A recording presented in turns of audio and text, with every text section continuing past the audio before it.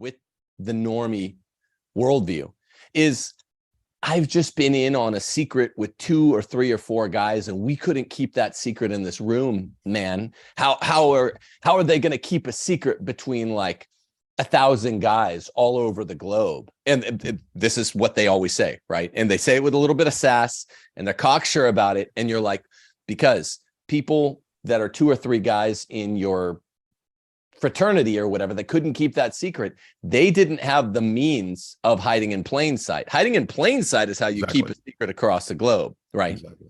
Absolutely. Yeah, you nailed it right there. So this is just a lack of understanding of several things. Number one, compartmentalization. So one way that secrets are kept, I mean, I always ask these people, like, do you not think that there are intelligence agencies or that there are militaries? Do they keep secrets? Do you think they keep secrets effectively? What about the U.S. military? Do you think that it keeps secrets effectively across the globe? Well, of course it does, right? We have bases all over the world, and there are secrets. There's bases we don't know about. So yes, there are secrets, and we all think of the Manhattan Project. Okay, so yes, it's true that eventually people figured out what it was, but the way the Manhattan Project was structured was that, and I know about it because I'm from Tennessee. We had people over at Oak Ridge in Tennessee working on it. They didn't know what they were working on. They would be working on a little part of something. Right. And it was top secret. It was compartmentalized. Yeah. So they didn't know the overall project. So, and this is just a really naive kind of normie take to say, well, but why would they write about it if it's an overall plan? They wouldn't put it out there.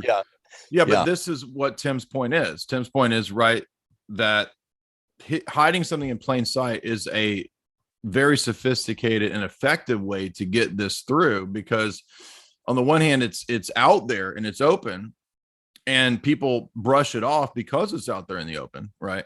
And also, I think they know that people are not going to go and sit and read these boring books, right? But if you read, for example, Zbigniew Brzezinski's 1972 or 3 book, Between Two Ages, America's Role in the Technocratic Era, it's about technocracy.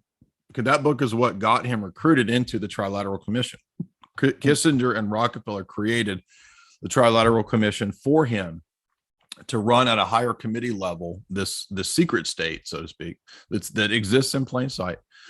And it's because that book was so sort of in depth in terms of its analysis of what was coming for the technocratic era. So in the 1970s, in that book, Brzezinski talks about Skynet.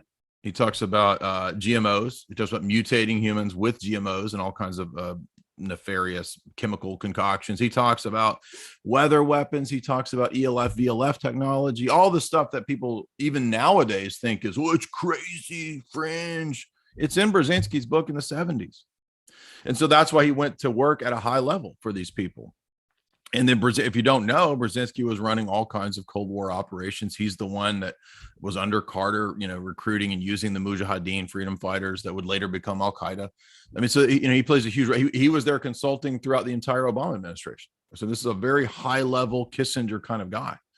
And if you think that Kissinger, Brzezinski, don't call the shots, you're just out to lunch. You have no idea what's going on. And because they write in their books, right, and have for so many years, that's what's amazing to me. So what these people are positing from that normie standpoint is really just ignorance of actual power structures, how they run, how they operate, like intelligence agencies or the military. They operate with secrecy, right? And they compartmentalize the information.